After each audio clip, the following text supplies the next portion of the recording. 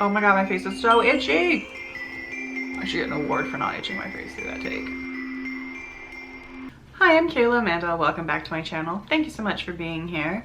Today we're just going to steal an idea from Brooke Writes.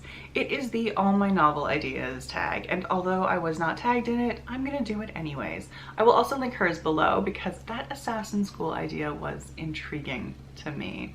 So here's the thing, I'm an ideas person way more than I'm a follow-through person. I always have like a half dozen ideas sort of half formed and floating around in my brain begging for attention, which means that every time anything remotely frustrating happens in the manuscript that I'm actually working on, my dumb lazy brain is like, hey, have you considered this shiny new idea that has no baggage and no frustration attached to it? And it's really tempting to jump ship and follow the mirage of this perfect shiny idea that will have no problems with it. But the point is that I get sucked into shiny new idea syndrome real bad because, again, my brain is like a little lazy, and every time I hit the wall, I don't want to keep going. I just want to go where it's easy, and a new idea always feels easy because you haven't had any frustrations with it yet. It hasn't annoyed you yet. That is so damn tempting. So my writing experience is one of constant self-control when it comes to a shiny new idea and having to push it away to continue working on my main project. I have upgraded and evolved my new idea management method over the years, but I've always had to have one. And I think what's interesting about this tag is that it's a good way to look at the ideas that attract me and like what the common themes there are. And then also what the ideas that might attract me, but I never actually work on are. So ideas that I think about and then never touch or start working on, but then abandon, and like what it might be that pushes me away from those ideas. So technically I have 4 categories of idea. I have ideas I'm currently working on. I have ideas that I have drafted and then put aside to be revisited later. I have ideas that I've worked on seriously enough to have an idea of plot. And then I have the ideas that are just scraps in a list or only a Pinterest board. So for ideas that I am currently working on, I used to only let myself work on one idea at a time because when I let myself jump to every new idea, I would fall prey to that, oh hey, you're annoyed, let's just move to something else, and nothing would ever get accomplished. But the problem with only letting myself work on one thing at a time is that every time I did get frustrated with that project or I didn't know where to go with it, I felt like I was just banging my head against a wall and had no reprieve from it. So I'd end up shelving the project entirely and just starting something new because I had decided it was too much and it was making me too miserable. So what I'm trying now is I'm letting myself work on 2 projects. So that way, when I get frustrated with one, I can jump to something else, but I'm also sort of managing the number of projects that I'm actually allowed to be working on, and I'm not spreading myself too thin. Ideally, this will mean that I am making steady progress on 2 projects as opposed to half-assing a bunch of projects and just abandoning them when they get annoying. So these are the projects that you have probably heard of before. I have talked about them in other videos. This is my shapeshifter book about brand new shapeshifter Kira and hot son of the alpha Alex trying to figure out the brave new world that Kira has been put into and how their relationship fits there.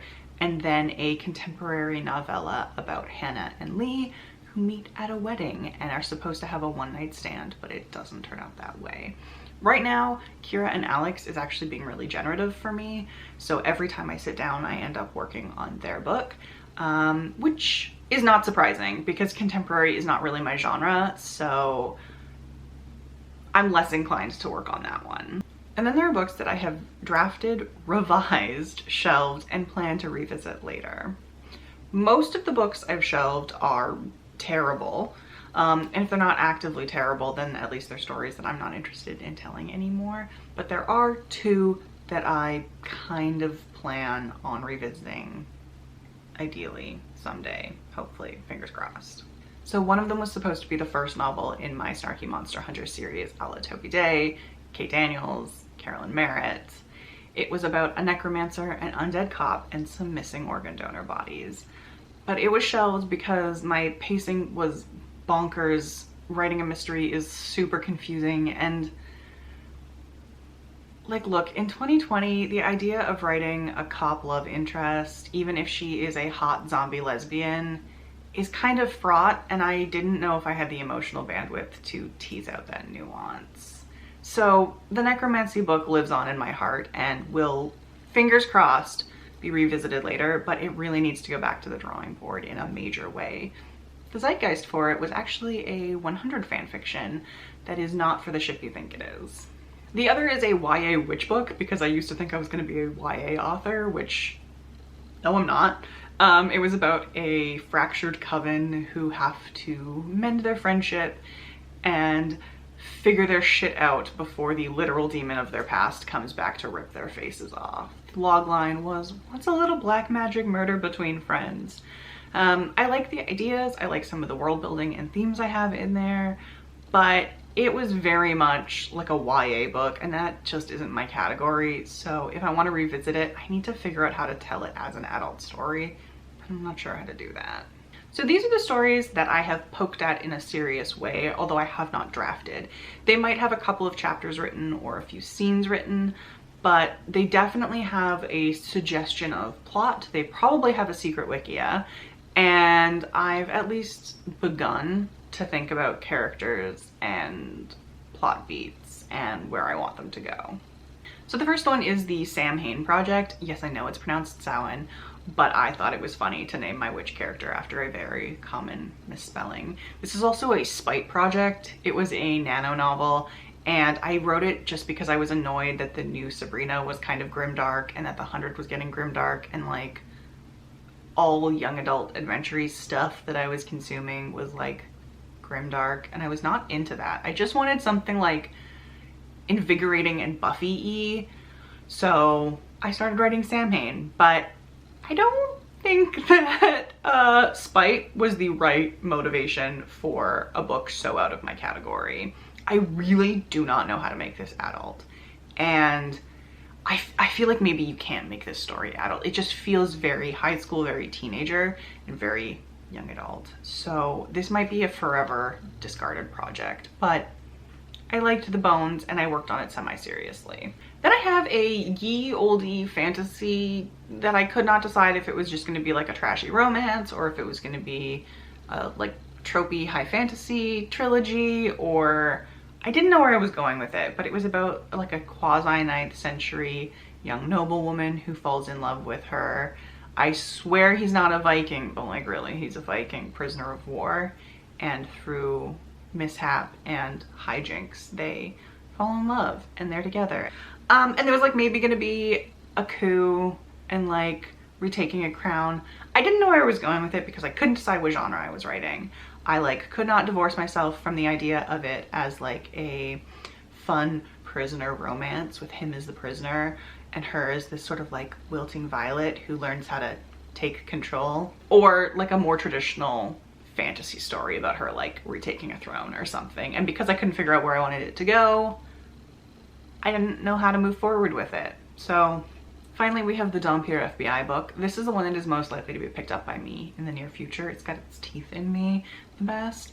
It is about a young FBI agent who is put on a supernatural crime division after vampires come out of the closet. So her and her team go solve supernatural crimes while she pretends that she's not intimately related to vampires through her father. I have a lot of characters, I have a lot of ideas, I have a lot of series ideas, which is sort of the problem. I fucking love Snarky Monster Hunter series. So I have these ideas for like overarching series themes, which is great. But if I don't know what the plot for the first book is, knowing what I want to plot for the 5th book is kind of fucking useless, right? So books before series, girl. Finally, we have books that are just a scrap of an idea without any context, or the context of an idea without any plot, or just a cool Pinterest board. So this is like just real whispers of an idea. I have a list and I've like somewhat curated the list. I'm not just gonna read every idea that I have, but I have not edited the list for the video. This is really how I have them written down, like for my own reference. It's a good snapshot of my like weird brain, which is an interesting place to live.